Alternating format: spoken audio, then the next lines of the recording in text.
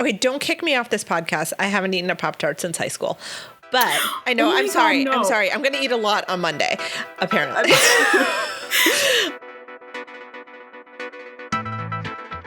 Welcome once again to Free Associations from the Boston University School of Public Health, the Public Health and Medical Journal Club podcast for anyone who is confused by the latest health study, as I am, by when our regular hosts will return to the program. It seems like it's not going to be for a few episodes because everybody is off on summer holidays. So we are continuing on with our stream of fantastic guest hosts. So I am Matt Fox from the Departments of Epidemiology and Global Health at the Boston University School of Public Health, and I am pleased to be joined by two guests filling in for our usual hosts. So we are very pleased to have Dr. Geetika Kalloo, formerly of Brown, who did her doctoral work there. I should say formerly of Boston University, really, but now working at HealthCore Incorporated. Welcome to the program. Thank you so much, Matt. Excited to be here. And our second guest host is Dr. Hoda Magid from Stanford University. Welcome, Hoda. Thank you. I'm really excited to be here. So let's jump into things. So in our first segment, which is our Journal Club segment, we're going to talk about an article that looked at the effect of a sugar tax on sugar consumption in South Africa. For longtime listeners, you'll know that I do a lot of work in South Africa, so this was particularly interesting to me. It was published in PLOS Medicine, and it was entitled Taxed and Untaxed Beverage Intake by South African Young Adults After a National Sugar Sweetened Beverage Tax, a before and after study by first author Michael Essman of the Department of Nutrition at the Gillings School of Public Health in Chapel Hill, North Carolina.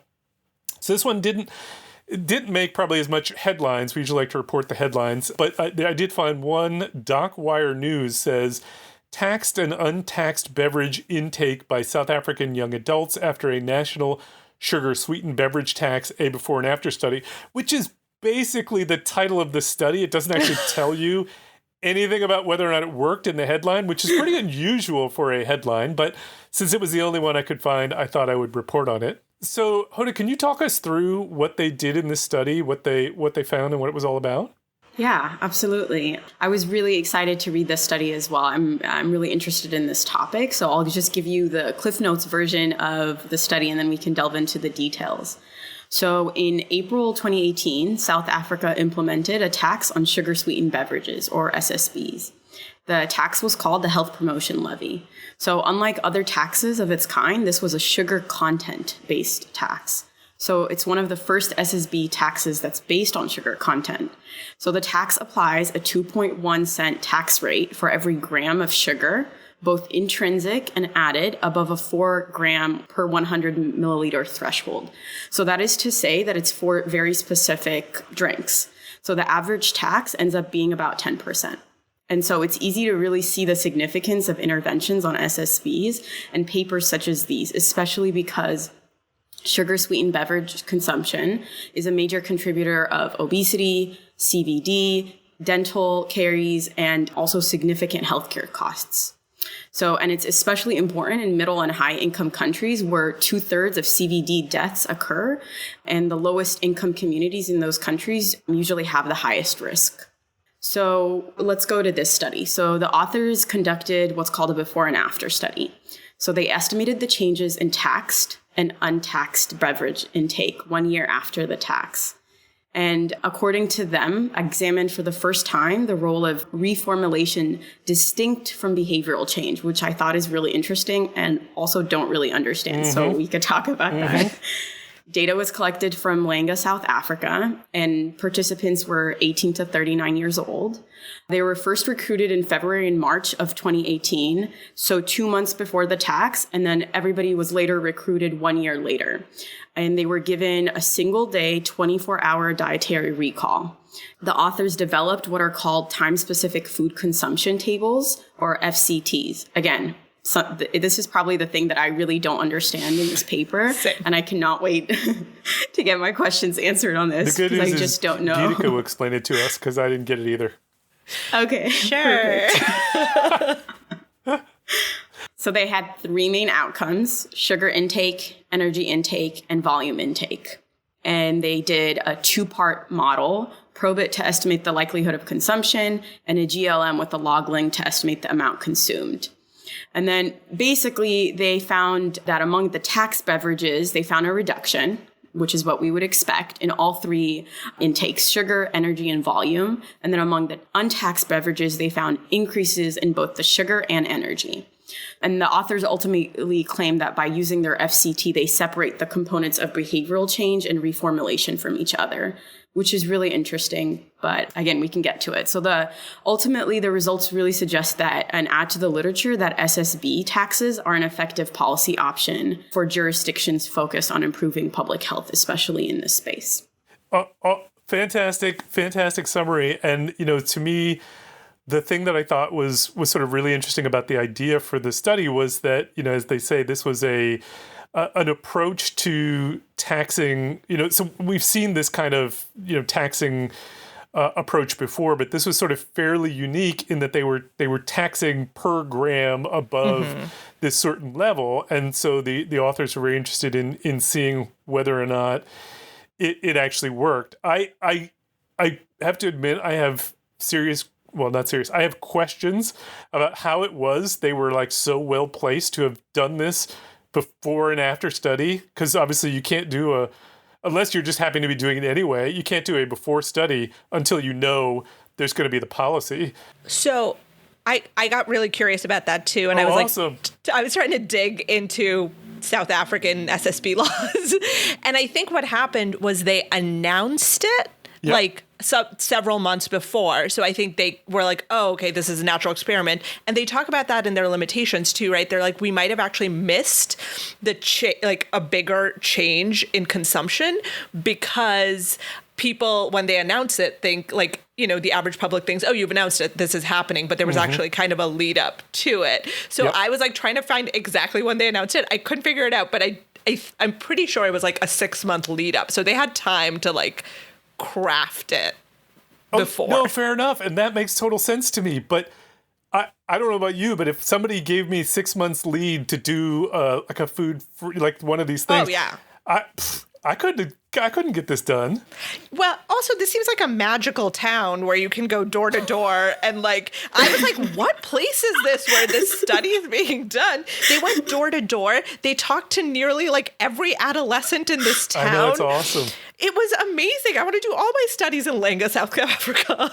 Well, you can in the future. Okay, so we've already kind of jumped into it. So give us, Geetika, your take on this study. What was interesting or jumped out to you? What critiques do you have? Yeah. So, I do want to talk about this behavioral change and reformulation, how they parsed it out, because I still don't get it. And they really link it back to that FCT that they created, right? They say that you can tell what what percentage of it is due to reformulation because of that FCT. I don't buy it and I don't get it. But I think overall, it is really interesting that you see a decrease in the sugar sweetened beverages that people are consuming. But human nature, you see an increase in the untaxed ones. And one of the really key things that they didn't tax was fruit juice, which often has a ton of sugar in it, right? So we actually have no idea, how much of that shift went over to I've written in this paper somewhere, people will find the sugar, because it really just seemed that people just moved. I know they say overall there was some sort of decrease, and sure, I believe it, but I think it's interesting to see that increase in the untaxed, and that really stuck out to me. And also that this community is so small and so stable that you can do a year, a study a year apart, and still have such good coverage of the adolescents. I don't know. I thought that was really fascinating. So I have a question about that, because you're saying that they went and talked to everyone. I was less clear on that because it's not a longitudinal design. No, and I don't think they captured, the people who did the pre didn't necessarily also do the post. In fact, I actually think it wasn't. Right. No, it definitely wasn't. It wasn't. No, but they seem to. But why wasn't it? If they could really go, Jordan, why not go back to the same people? I was curious. And they got the geolocation of each house that they went to so that they made sure to cover every area. Yeah. But okay, why not use that same geolocation to make sure that you go back to the same house? Yeah. In fact, they one of their sensitivity analysis is to remove the people who took the pre-survey, and the N wasn't very high. I can't remember off the top of my head. And I was also confused. There was a couple like methodological things, and maybe we have to cut them some slack because they put it together in 6 months or something. But, like when there were multiple adolescents in a home, they decided like based on the house number, which adolescent to Did anybody else pick up on that? I thought there was such a... Yeah, I thought if the house number was even, we'll pick the first person. If that... So that part actually didn't bother me because those are actually fairly, standard type approaches that like the WHO cluster, like what do they call them? Vaccine surveys do. And like, unless we have some reason to believe that, people who consume lots of sugar-sweetened beverages always live in even-numbered houses. Like, probably should be fine. But, so that didn't bother me. But I sort of it was the cross-sectional nature when it didn't seem like it had to be that I thought was interesting. But I do want to emphasize that, as you said, like the idea of cutting them some slack. It's not that I do actually believe the results. Yeah. Maybe the actual percentages are off a little bit. But like you, I had concerns about whether we could really tell how much of this is behavioral change and how much of this is reformulation. So, Hoda, what about you? What jumped out to you? Yeah, so I thought this was really great. I mean, something that I found amusing particularly was, especially related to the lead up for the design, is that so the tax was April 2018. That's when it was implemented. But then in 2016, the tax was actually 20%. And after some conversations with the sugar industry, it ends up being 10%. And so I read up on that, and basically there was a lot of concession to the sugar industry and a lot of pressure. And if you look at their infographics from the sugar industry and all the papers that they've written, it's mind-boggling. Wow. The sugar tax affects our livelihoods. The sugar tax affects jobs. The sugar tax, it's just a very different narrative.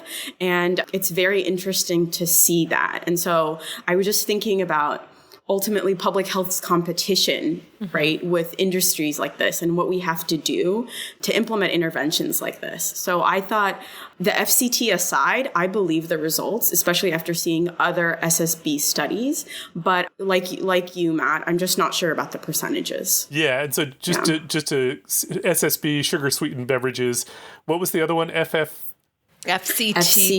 The food consumption table. Sorry, Geetika. Yeah. No, I was going to say it actually almost, to me, they really emphasize this like reformulation versus behavioral change distinction and how behavioral change was counting for most of it. It almost doesn't matter to me, right? Like if we can get the amount of sugar down in beverages, whether it's forcing industry to reformulate or changing behavior through like a financial incentive, great, let's just do it, right? The ultimate public health impact is the same at the end of the day. Totally agree with that. The part we do agree with, we do accept, is the total change with some caveats that it might not be exactly perfectly measured. But I would agree with you. I mean, what we care about is, are we reducing the amount of sugar people are consuming?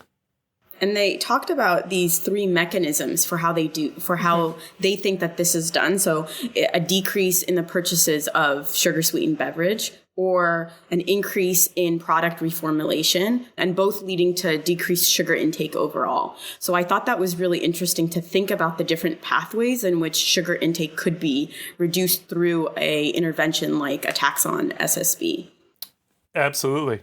And this was a relatively minor point that they brought up, but it's something that I guess we don't think about too much in America, but they had a point about like how drought impacts the beverages you consume. And that's such an interesting point, right? Like if you're in a drought, you don't have clean water, and beverages with high amounts of sugar are cheaper, you're going to gravitate towards that, right? So it's just like a condition amongst global health things that has to be taken into consideration that I at least hadn't thought about at all. Yeah. Or when it's really hot. right? Yeah. Yeah. Or when the heat is really intense and you have your choice of a Yoo-hoo or a Coke and no water. Right. You know what I mean? Yeah. Right. So, like, you know, it puts the responsibility on governments to, like, provide drinks that are cheap and healthy on some level. Yeah. And you mentioned the amount of funding that the beverage industry has to both to advertise and then to fight any measures that are being used to limit the amount of, or not limit, but reduce the amount of consumption of sugar sweetened beverages that people have.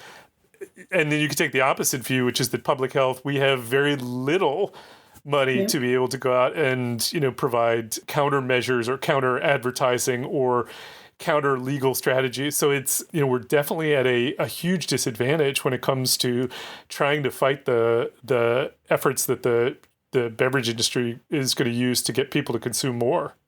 Absolutely. So it did strike me, and maybe I'm wrong, but when I looked at the kind of baseline factors in this population, that there were some, it did seem like there were some differences between the two populations in the before and after that might lead you to think about whether or not there is some, I guess, confounding. I mean, maybe it's selection bias sort of in that the samples could have been different, but it's probably more likely to be some confounding. And then I looked at it a bit more deeply, and it actually seems to be that there was more missing data at the end of the day in one of the groups versus the other. And I you know, it just struck me as an interesting that they were able to, that they had, you know, different amounts of missing data at different times. If you had done you wonder whether if they had done a longitudinal study, whether the missing data, you know, sort of would have been the same in the before and after periods, or actually would have been worse in the after period because people are, you know, they talk to you once, they don't really want to talk to you again. I don't know how it would have been, would have played out, but it does seem to me that there is sort of some indication that these groups were a little bit different between the pre and the post period. Now they had you know, models to try and account for that, but it was just a little surprise to me for these, you know, most of the time in Epi, we're not doing random sampling of populations, but here's a case where they actually were, to an extent, doing random sampling, and yet, you know, they did seem to have some differences between the two populations before and after. Yeah, absolutely. I mean, the covariates that they adjusted for were age, sex, weekday versus weekend consumption, average daily temperature, and SES using this living standards measure, which apparently is a standard SES measure in South Africa. What I found really interesting is I thought, like, in a perfect world, if they did a longitudinal analyses, they would have also maybe been able to collect information on food intake. And that's what I would have really liked to see, is some sort of adjustment or controlling for food intake. Because like you said, people will find the sugar, right? People will find the sugar. I mean, I was looking up sugar contents all day in my rabbit hole trying to look at this. I was like, and I just find it really interesting because, I mean, if you're going to tax, if I can't get sugar sweetened beverages, that's fine. I'll eat Pop-Tarts all day. You know what I mean? If I really want the sugar. And so I just think food needs to be accounted for in these studies. And to my knowledge, I haven't seen many studies that account for food. I had donuts for breakfast. But Hoda's totally right, because, like, I don't know if anyone's ever tried to, like, actively give up sugar. I did. No, wait, why would you do that? I don't know. My friend was like, let's do it. Let's like get rid of all added sugar in our life. Reduce seems to be a good goal, but I couldn't get rid of. No, but it makes you a horrible person is what happens. Like, by the fourth day, this was when I was in grad school, my office mate Annie just looked at me and went, "Eat a cookie, you're driving us insane." Because you feel like you have the flu, like you feel horrible. So, like, if that's reduced from your beverage intake, Hoda's totally right. I think you're gonna kind of offset it. So if the ultimate goal is to just reduce sugar intake overall in the prevention of obesity, CBD, all those things, then we need a more thorough look at kind of consumption. And they had it. They did a 24-hour diet recall. Right. You could easily get food intake in that. Yeah. Now maybe that's the case where, you know, the timeline was part of the reason why they couldn't do that. I don't know. I'm curious for you both. I mean, when you read about 24-hour food frequency recalls, I mean, do you, like me, sort of have some immediate concern? Like, does 20... I mean, I don't know why I don't love it, because there's no reason to think that if you're doing this in a large population and you're sampling it, people at random, that, a 24-hour food frequency doesn't tell you everything about my sugar consumption. But, for everyone, you're going to have presumably good days and bad days, or is it just me? Just has a lot of bad days. And so, like, on average, I would think it would be fine. And yet I hear 24-hour food frequency recall, and I get a little nervous. Yeah. I mean, have you ever tried to do a 24-hour? I mean, I've tried, and let's just say I forget a few things. I can't remember. I can't remember what I had for breakfast. I know that I had donuts, but I don't remember what else. And I think I'll subconsciously forget how many donuts I've had for breakfast. Good idea. Good idea. I mean, like, there was something in the paper also about, like, a social desirability bias when they're filling this out. If you know that the government is taxing sugar-sweetened beverages, I also feel like part of you is like, I only had one Yoo-hoo when you actually had three or whatever, But I agree with you, Matt. Whenever I hear 24-hour food recall, I'm just like, that just depends on the day. And you're right. It probably averages out. But you catch me 2 days ago, I was eating salads. Today I had chips for lunch. So it just doesn't seem representative. And I feel like I've always thought, and I know it's more work, is to do it over a week. Do a week of 24-hour recalls and have the person either call somebody and, like, have them do it over the phone with you or whatever. But then you at least get the average of that person. Yeah. But I think you hit on the point, which is that, that I was thinking about, which is it isn't just that it isn't perfect at capturing everything you'd want to know. It's that in this case, you could see, you could come up with a rationale where people would misreport more in the after period than the before period if people are very aware that, they're taxing sugar-sweetened beverages, and then there's all this talk on the news about sugar-sweetened beverages are bad, and then you don't want to report it.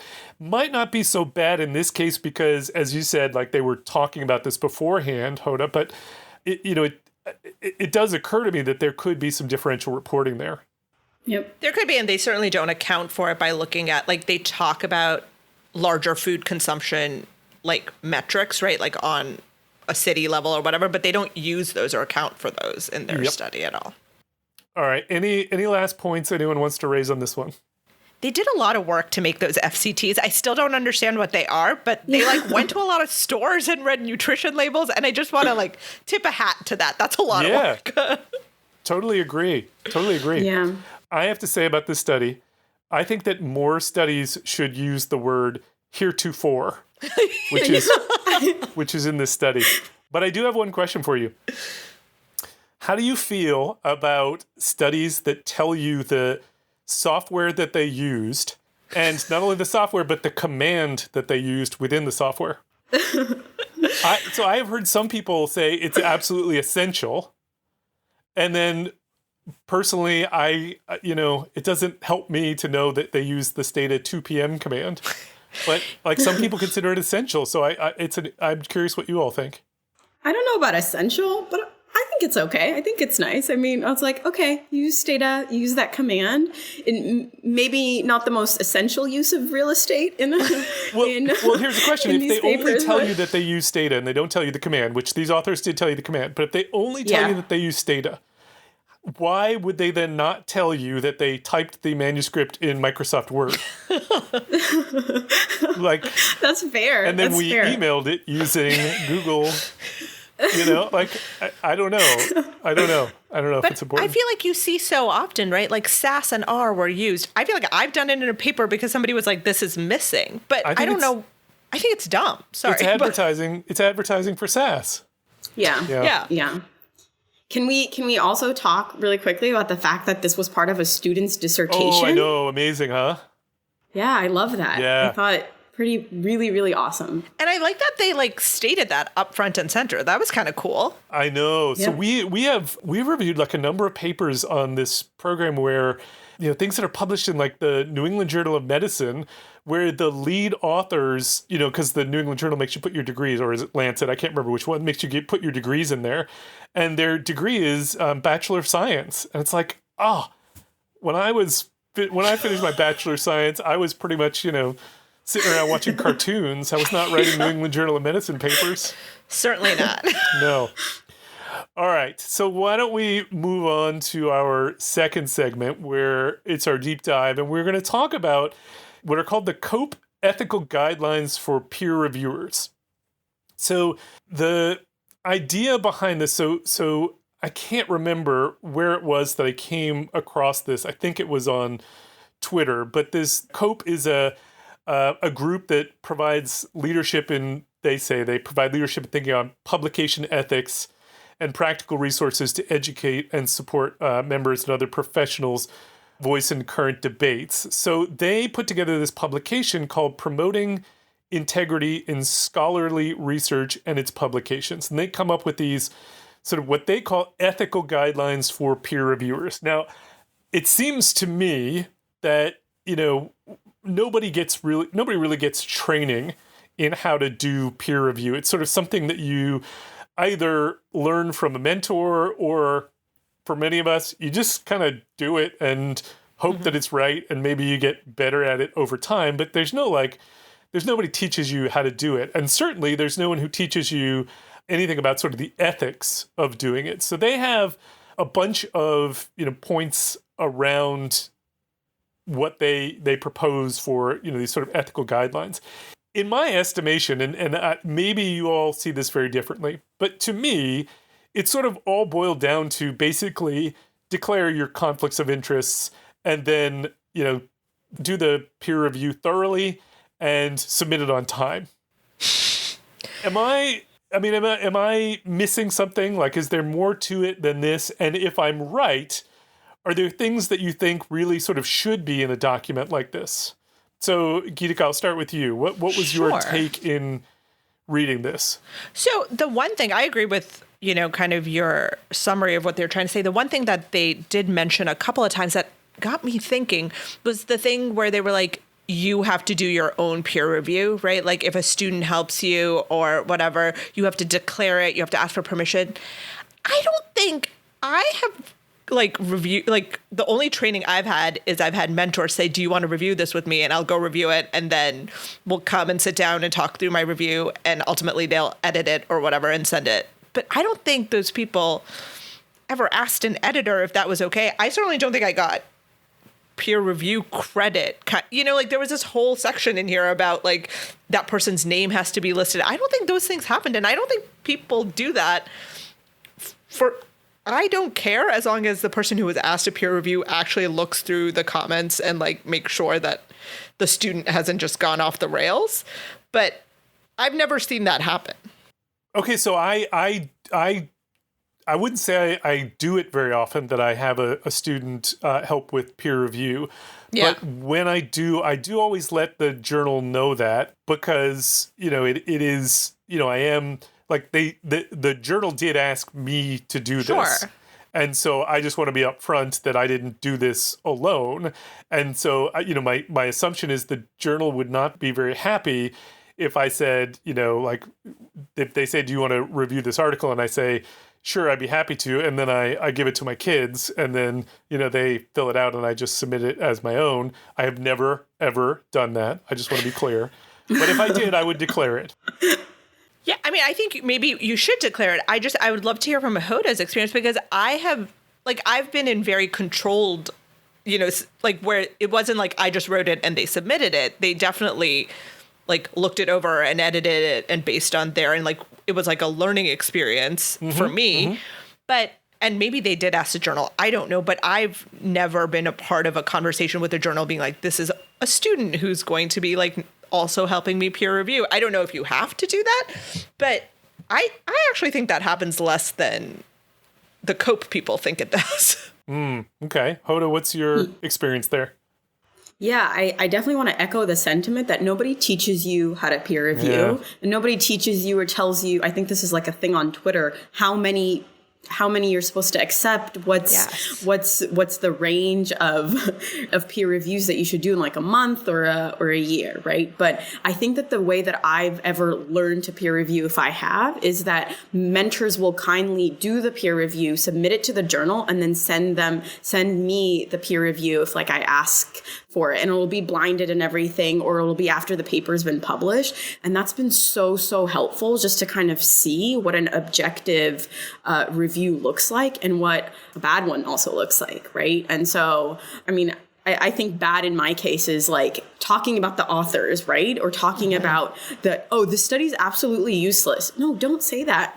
Don't say that. Like, there's a way to be objective about this, but also give criticism that's constructive. And I think the mentors that do that, or the people that review papers in that way, I think it goes miles. And I think you don't have to write a lot. You don't have to give a lot of feedback. It just has to be good feedback, something the authors can actually do something about, you know?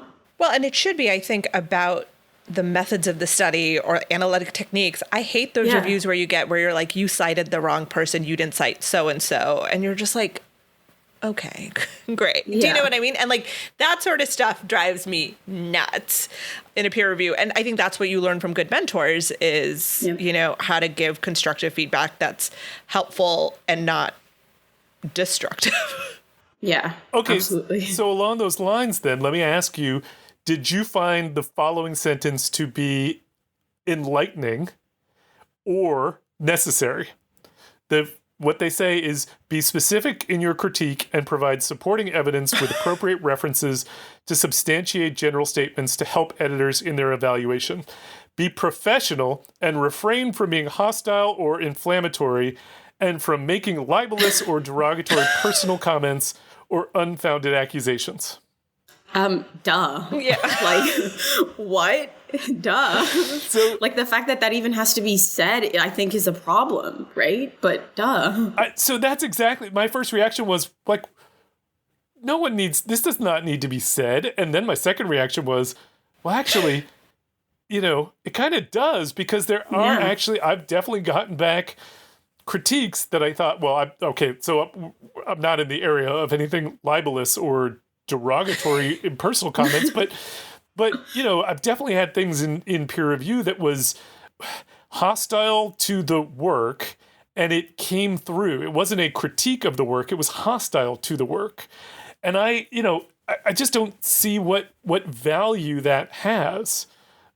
Who does that help? Nobody, and it doesn't, right? And there's a whole also section in these guidelines that talks about how peer reviewers must be chosen based on like their expertise, and you should only get somebody who's an expert to blah, blah, blah. That doesn't happen a lot of the time because people are so niche, right? And oftentimes if you're busy, and if you're in a specific niche, like I just said no to a peer review because the first author is a friend of mine, right? Yeah. That's unfair, but I know her work super well. Like, but at the same, do you know what I mean? Like, so you run out of people at some point. Yeah. I think that's absolutely true. And I think with the proliferation of journals, there are, you're getting more and more requests to review all the time that I say no to. And as somebody who is on the other side of it, trying to find reviewers, I know who the perfect people to review this paper is. And every time I debate with myself whether it's even worth it to send it to those people, because I know they're going to reject it. And then I think, no, I should send it to them and let them reject it. And I do. But they I can almost, let's say 90% of the time predict who's going to say no, like who's the best person and that they are going to say no to me. In which case, then I have to find, somebody who is pretty good, but isn't the perfect person. I mean, my old mentor gave me like a formula. He was like, for every 2 submissions to a journal, you have to do 1 peer review. That was his formula for me. And I was like, that's pretty good, right? And not acceptances, submissions. Because he was like, that's just what we owe our community, and that's fine. So I've kind of stuck with that. But I'm early career. I have the time, and it's helping me, learn and grow. At some point, I'm going to be too busy. Okay, so can we go back to that math? Yeah. For every two submissions. This is what he told me. Two papers are published or two submissions, period. Two submissions. So for like, if you submit one paper to 5 different journals before it gets published, that puts you on the hook for 2.5 reviews. Okay. So now that might sound absurd in the number, like that's going to be a lot, but actually think about it the other way. So first of all, the only quibble I would have with that is it's not necessarily per submission. It should be per times it was sent out for a review. Per review, I guess, yeah. Because if it didn't get sent out for a review, then you didn't take up somebody else's time. I guess he had confidence that they would get reviewed if I submitted them. Well, I'm sure he or she also had confidence that it was only going to have to get reviewed by probably 2 journals before it was accepted at most. Yeah. But but most articles get reviewed by 2, 3, sometimes 4 people. So the math doesn't actually work out, because if you're only contributing 1 review for every 2 times yours gets reviewed, and you need 3 people to review, we wouldn't have enough people to review. Yeah, and we don't. Yeah. And we don't. We don't. But also, especially with the crazy deadlines the journals have been giving, right? And especially in the pandemic, I promise you I have other things to do. like unfortunately or not, I have other things to do. Please give me more time. And it's ridiculous that you have to keep asking. It's like, I can either do this really fast, or you can just give me the time so I can do my due diligence with it. You know what I mean? I just think it's ridiculous. And what drives me crazy is when I've submitted to that journal and they took 3 months to get back to me, but when they asked me to review, they give me 2 weeks. And I'm like, okay, you have to, that doesn't work for me. Okay, so I find all that maddening, but the thing I find even more maddening is then your paper gets accepted and months go by and you hear nothing, and then all of a sudden you get a copy, the copy editing, and it has to be turned around within 24 to 48 hours. Yeah. And it's really a high pressure moment. Yeah, it's like, what are they going to do if I don't turn it around? Are they going to pull the paper? No. So where does that come from? I don't know. And I have literally gotten one of those emails while I was flying to India and had to I was on Emirates and I asked a flight attendant if I could get the Wi-Fi. I was like, I just can't pay this ridiculous amount for Wi-Fi. Will you share yours with me for because I was like, I did it on a flight, because they were like, you have 24 hours. And I had no idea what time zone I was in. So I just did it. But after I did it, I was like, they're not going to the presses, right? It's not like there was someone actually waiting to print this for me. What was the rush? I don't get it. And I am, generally speaking, I'm a rule follower. Yeah, but same. That is a rule I do not follow, because I just can't see A, how they could ever enforce it, B, how there could ever be any consequences. And so I try my best, but I don't feel beholden to that deadline. And the thing is, so that the anecdote I just told was my first paper, my very first author paper. So I went into a panic because I was like, they won't publish it if I don't copy edit this in 24 hours. But I'm with Matt. Yeah. Do it in 72. I'm honestly scared. I'm honestly so scared in those situations. I'm like, I have to drop everything or else people's name will be spelled wrong and it'll fall on me. And I just imagine them sending it down the elevator to the printing room. And I'm just like, what is it's just so high stakes for me. Okay. So along those lines, I need you both to weigh in on an issue. So we had a paper that we published that somehow, after copy editing, the journal added the name of the first author again at the end as the last author. The question is, does she get credit for 2 publications or just 1 out of that? 2. 2. I totally agree. 100%. She gets to list that. She gets to list that twice on her CV. I will say one thing that Cope did not talk about that I do think we should talk about is how people, I don't know, I see it occasionally on Twitter, are talking anonymously about a paper that they're reviewing or a paper that they're going to see go into publication soon. And it's usually in a negative light. And I just don't think that's cool. don't do it. Yeah, no, I mean, I think you raise a good point. I mean, these are supposed to be about ethical guidelines, and I do think, talking about a manuscript that was sent to you in confidence is not something, even in anonymous terms, you should be talking about, especially because it's one of two things is going to happen. Either somehow it's never going to be published, in which case we don't need to talk about it, or it is going to be published and we can talk about it then. Right, exactly. And sometimes you see like people being like, this method was used. Is that correct? And people like weigh in. And you can't take just like one tiny sentence or like one portion of a paper without the full context of what this, what the researchers were trying to do and then lay it up for public debate. Like, that's not ethical. Yeah. Or even in a positive light. I remember reviewing a paper one time. Oh my God, I love this paper. I still do. It's still one of my favorite papers. And I will occasionally look it up just to make me happy. It's so good. And I wanted nothing more than to post about it on Twitter. But it's supposed to be in confidence, whether negative or positive. Keep a secret. It's fine. And when it's published, you can post it and write, I love this paper, period. Like, you don't need to say you've reviewed it. You love the paper. Exactly. Totally agree. All right. Any last points anyone wants to raise on this one before we move on? All right. So let's move to our last segment, which is our amazing and amusing, where we talk about some things that are just of interest to us, things that we saw in the news or articles or anything we are interested in. So, Geetika, do you want to go first? Yeah. So my amazing and amusing for today, it has to do with Simone Biles stepping down from the gymnastics competition due to her mental health. And I know it's not like exactly public health, but I've been thinking about it a lot in the context of like a lot of researchers I know, scientists, students who we're all running on low in terms of our reserves right now. And I think there's just a lot of strength in just taking a step back and going, I need a minute, I need a break. And I know a lot of students who are really running themselves ragged. So like, let's all use her as an example to step back, take care of ourselves first. Our dissertation, paper, whatever, will be there when we come back. That's my amazing for today. Okay, so this is fantastic. So we normally have a rule on this program that we cannot discuss things for the amazing and amusing that have previously been discussed. But the reason for that rule is because I normally find an article and then I bring it in and I talk about it, and then I completely forgot that I talked about it, and then I'll talk about it again, and Nick will very, very gently and politely point out that I've done that.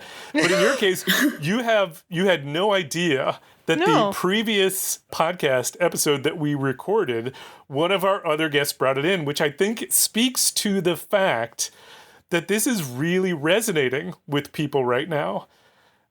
It's such a clear example of, something that reflects back on us, and that many of us are seeing ourselves in this situation, not in the sense that we have Olympic abilities, but just that, that there is something very human in what she chose to do, and something very brave.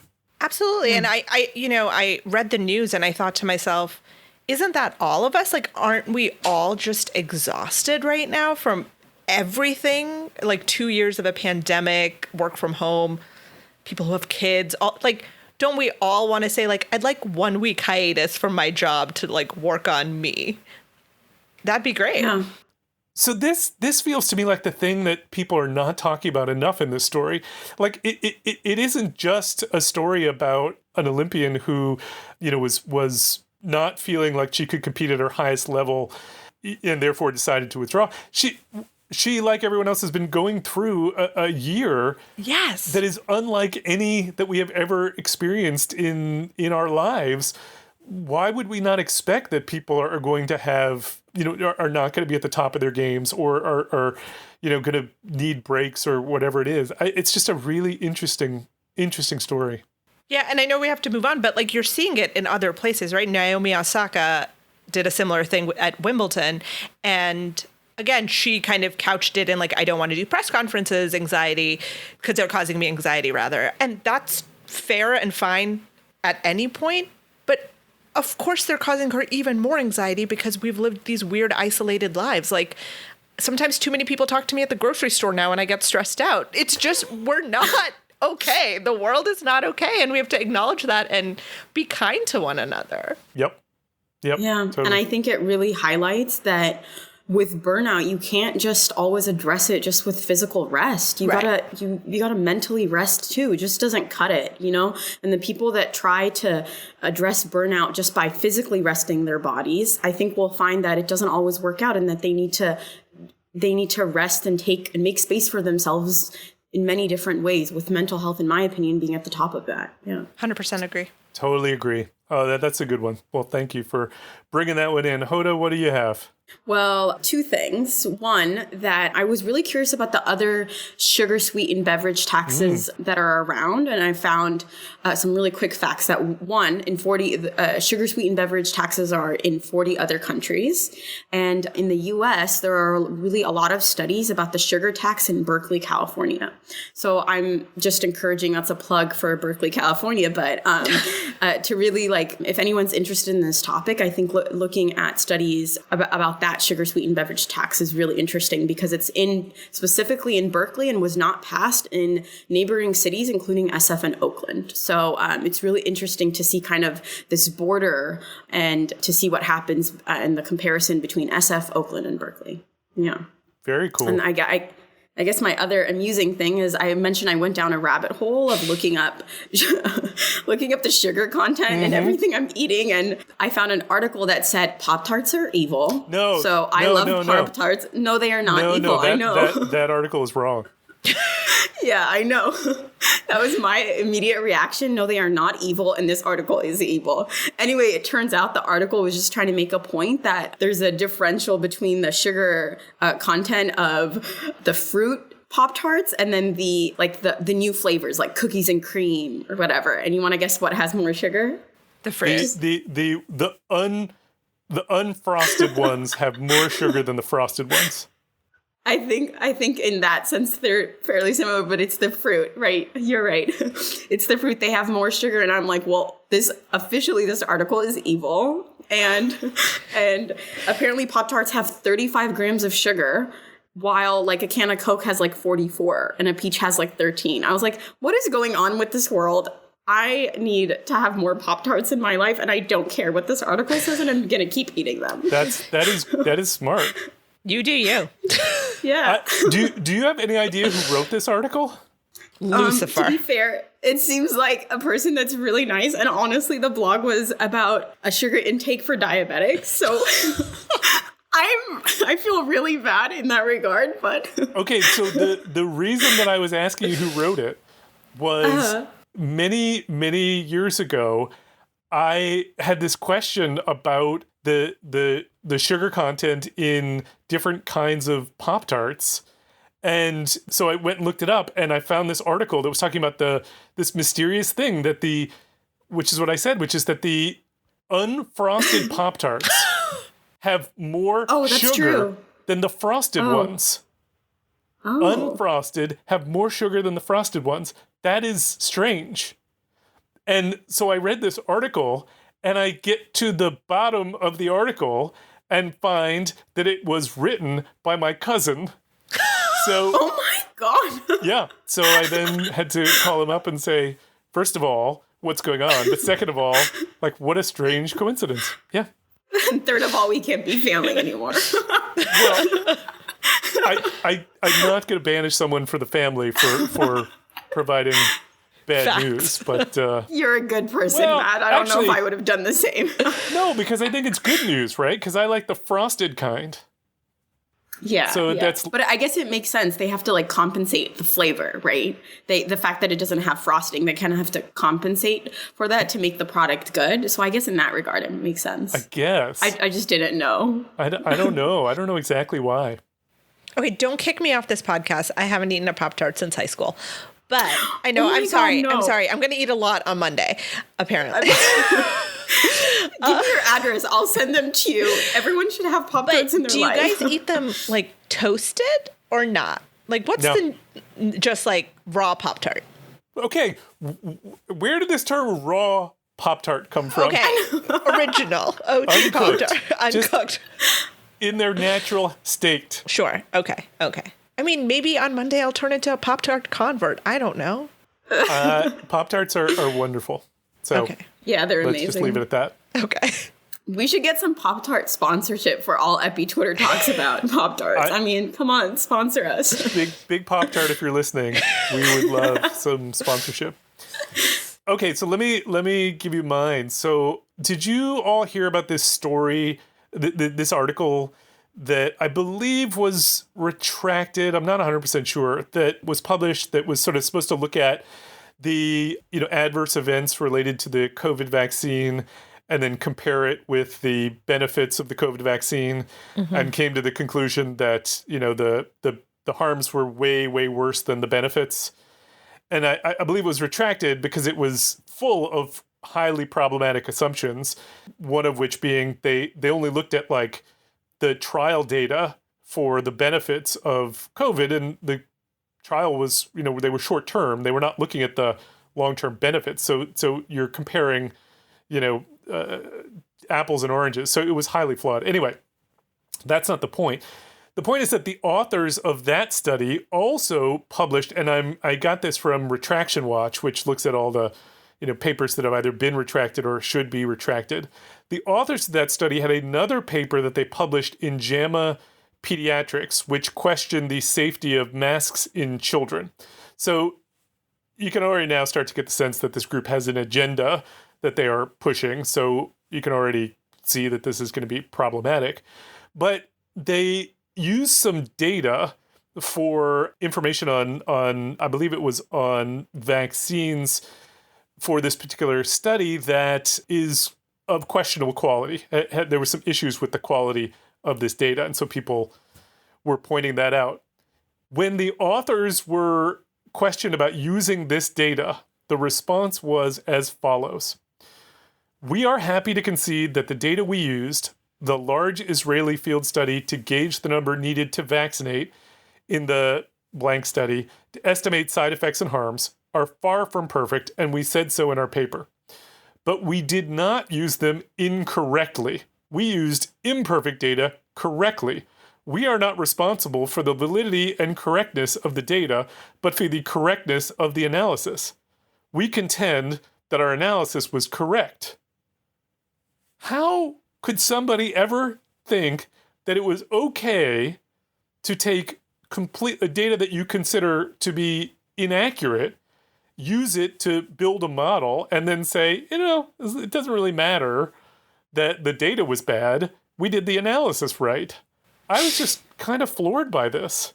I mean, haven't they heard garbage in, garbage out? Like, I've heard it. Yeah, I mean, I think the problem with that is that someone maybe not in our field or like a layperson reading that might say, oh, maybe it's just the data was true, right? There's like an implication there that I think to the public reading it might not convey the same thing that we're getting out of it. And I just, no, don't say stuff like that. No. Like, what a scapegoat, ridiculous thing to say. It's interesting. I mean, we could speculate about what the motives were of these authors based on the different results. But like, leave that aside. I often find that, people, when legitimate critiques of their study are given, get very defensive, even when it's very clear, like it's a legitimate critique. And I always wonder, like, why not just simply say, like, yeah, we accept that as valid critique. Here's why, we still think that there's importance to our results, even though there are some flaws, as opposed to just saying like, it's not really our responsibility to use good data to build a model to predict something. As I say, in this case, like I think there are probably reasons why they're saying this, but in general, it always seems to me better to, if there's a legitimate critique, to accept it, and if there isn't, to explain in a clear way why the critique isn't totally justified. I don't know. Yeah. It's a weird world we live in. And I honestly respect the people that do, right? It communicates a profound respect for the science and a commitment to it. And I think that that's really, really important. Yeah. And I think this is an example of where like your hubris gets in the way of like your science, which it often does, it does, but it shouldn't, right? Like, we're here to do good work, and accept the flaws.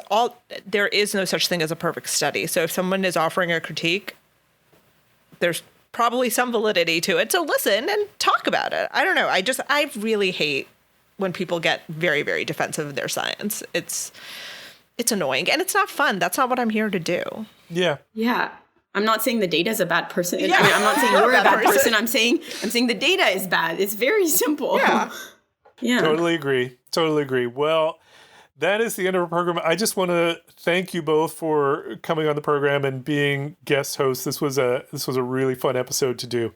Thank you so much, Matt. Yeah, thank you so much. Next time we do this, we should have Pop-Tarts. Oh, there should be Pop-Tarts at everything, I think. Yeah. I'm sending Hoda a basket of Pop-Tarts on her birthday. Awesome. No, I'll send you one. Yeah, no, I'll send you one. That's true. So that is the end of our program. If you've got any feedback on this or any other episode, or you want to suggest a study or a topic for us to take on, you can tweet us at PopHealthEX. You can tweet me at Prof. Matt Fox, or Geetika at Geetika Kalloo, or Hoda at Hoda Magid, or Don at Dthea1, or Chris at id.gill.